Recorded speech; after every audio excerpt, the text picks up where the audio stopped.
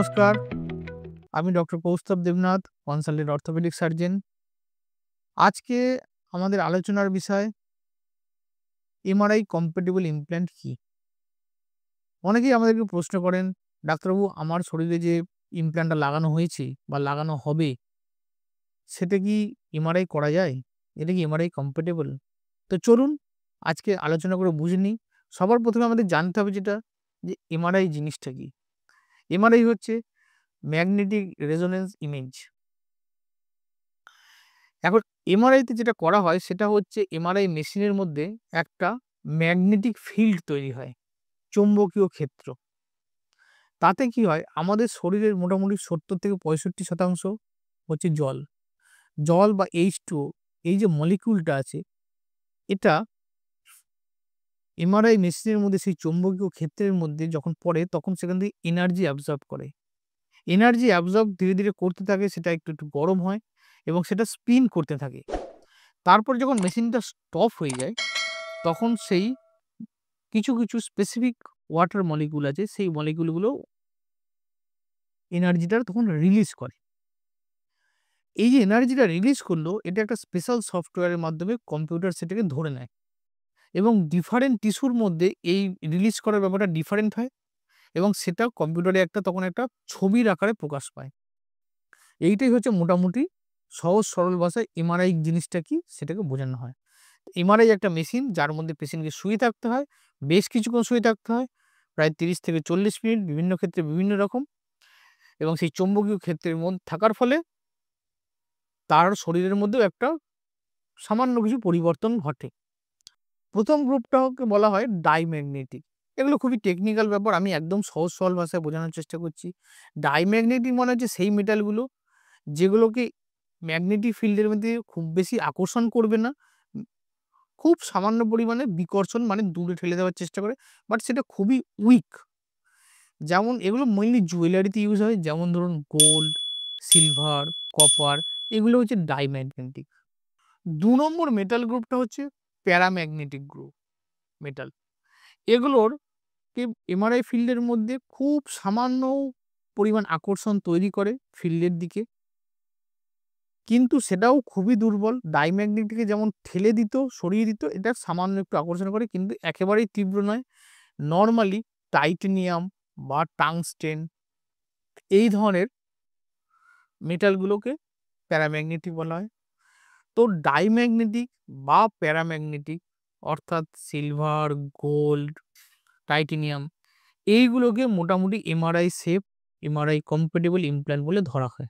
আর last group যেটা আছে সেটাকে বলা হয় ফেরোম্যাগনেটিক। অর্থাৎ ফেরো মানে ফেরাস অর্থাৎ আয়রন কনটেন্ট আছে। যেকোনো মেটাল যার মধ্যে আয়রন আছে সেই ধরনের মেটালগুলোকে বলা হয় ফেরোম্যাগনেটিক। এইগুলো এমআরআই ফিল্ডের মধ্যে পড়লে এমআরআইতে চৌম্বকীয় ক্ষেত্রের মধ্যে যেমন চুম্বক লোহাকে আকর্ষণ করে সেরকম এই ইমপ্ল্যান্টগুলো তখন মুভ করতে শুরু করে। তো ফেরোম্যাগনেটিক ইমপ্ল্যান্ট বা বা ফেরোম্যাগনেটিক মেটাল দিয়ে তৈরি ইমপ্ল্যান্টগুলো একেবারেই এমআরআই সেফ নয়। এখন অনেকেই হয়তো বুঝতে পারছে না ইমপ্ল্যান্ট মানে কি শুধুই অর্থোপেডিক ইমপ্ল্যান্ট? অর্থোপেডিক ইমপ্ল্যান্ট বলতে দেখুন কোনো জয়েন্টের যে প্রতিস্থাপন করা হয় শোল্ডার রিপ্লেসমেন্ট, নি রিপ্লেসমেন্ট, হিপ রিপ্লেসমেন্ট এই প্রসেস এগুলো একটা ইমপ্ল্যান্ট। এছাড়া প্লেট, স্ক্রু, রড এগুলো অর্থোপেডিক ইমপ্ল্যান্ট। অর্থোপেডিক ইমপ্ল্যান্ট ছাড়াও মানুষের শরীরে বিভিন্ন ধরনের ইমপ্ল্যান্ট লাগতে পারে।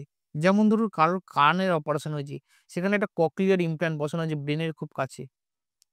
অথবা কারোর একটা স্কাল সার্জারি হয়েছে, সেখানে একটা ইমপ্ল্যান্ট লাগানো আছে।